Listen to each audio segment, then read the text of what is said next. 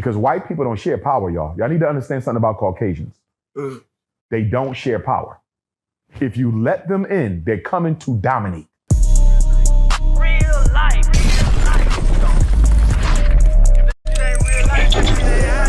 It ain't real life. Just ain't real thing. Real life street stars. You know what time it is. When it comes to when it comes to February, Black History Month, Juneteenth, those are supposed to be for us. Yeah. We're supposed to have everybody stop and let us celebrate us. Are you saying we lost those dates as well? We lost them because we gave them up to the government. We gave them up to white people. When we started letting white people participate in Kwanzaa, I knew it was over. When we started letting the White House celebrate Kwanzaa, I knew it was over. When the founder of Kwanzaa, Dr. Malana Karinga, said that white people can participate, but they cannot lead it, I knew it was over. Because white people don't share power, y'all. Y'all need to understand something about Caucasians. They don't share power. If you let them in, they're coming to dominate. We are the worst victims of racism, but we understand it the least. The minute you let them in your community, they taking it. You let them in your business, they taking it. They don't share. They don't share, and we keep acting like we can share with them. They don't share. Yeah. Wait, is it the imagery of, because it seems like, oh, this person's in power, that black man's in power, this black, is it just them? They're giving us they're just giving us. We confuse an overseer with a slave master. Barack Obama was an overseer. He's not a master. Kamala Harris, Clarence Thomas, Condoleezza Rice, Colin Powell, rest in peace. They overseers. They not the masters. You see what I'm saying? We got to recognize you're an overseer. You answer to the master. You ain't the master. What about Atlanta? When you go to Atlanta and all the black people are, it's feels like Wakanda or something. What do you think about Atlanta? Do you think they got it? Atlanta is progressive, but white power is still very much there, though. Okay. Because we don't have a black hospital in Atlanta. Do we? No. There's not a single hospital in America that's owned and funded by black people exclusively. Not one. Can we recreate a Black Wall Street? Absolutely can, when black people value independence. Remember, when they burned down Tulsa, when they burned down Rosewood, when they burned down Charleston, South Carolina, when they burned down Wilmington, North Carolina, because we had dozens of Black Wall Streets. Tulsa was just the most popular, right? But guess what? After they burned down, a lot of them black people came back to rebuild. You know what happened? Their children and grandchildren wanted to integrate. They did not want to have their own. We prefer white. We want access to white proximity. Remember, we had 500 hospitals that was black in America. We had 500 hospitals. Hey. Not one today. Why? We want proximity to whiteness. We move into white neighborhoods because we send our kids to white private school. We go snow bunny hopping. We love white people. And we don't want to admit it. Black people are in love with white folks. You niggas here, you love them. You love them. But we don't want to admit it. And psychologically speaking, if you don't admit you sick, you can never find a cure.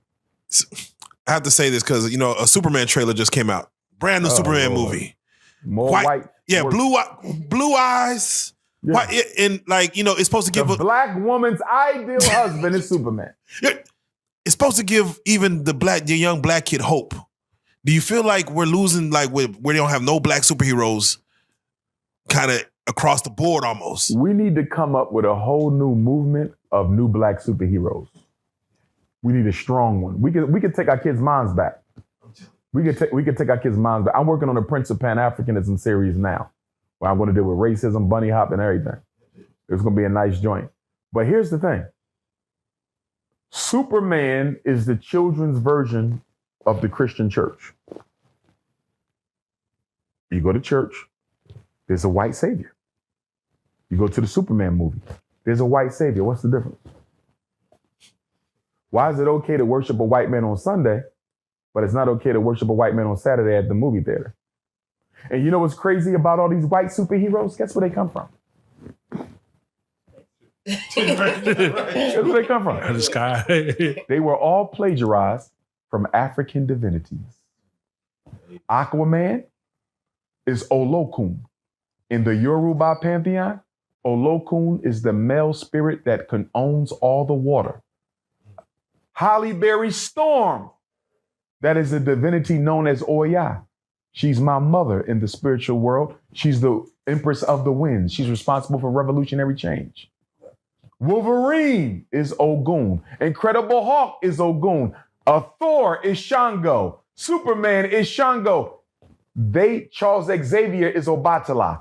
They took our divinities of the African pantheon and turned them into superheroes. We will let our children worship the artificial white superhero and never tell them about the real life African spirit that it was stolen from. I never knew that. That's a real. I wanted to speak to when you said we love white people. We love them. I would say I always had a healthy fear because I knew they had access to certain things that I didn't. Mm-hmm. The police. Mm-hmm. When the police come, no matter whatever the situation is you. You did it. You going to jail. And that was always, it was like everything was always built for it to be on their side. Absolutely. You grow up fearing that, so you rather not mess with it. The black people, you don't fear that because they don't have no access to law and absolutely. A white person, even if they're poor, they have access to power. I might be a homeless white person, but let you do something to me. You have no idea that my uncle is the chief of police. You have no idea that my father is the judge you're going to see tomorrow. You have no idea that my cousin is your wife's boss. Even if a white person doesn't have power, they have access to it.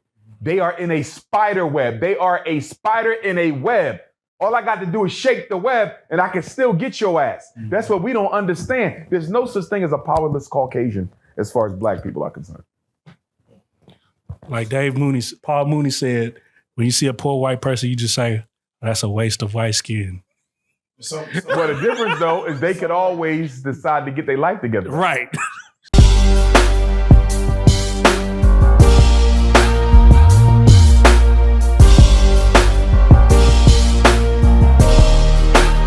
Shout out Reallyfe Street Starz, nigga. Move. Hey.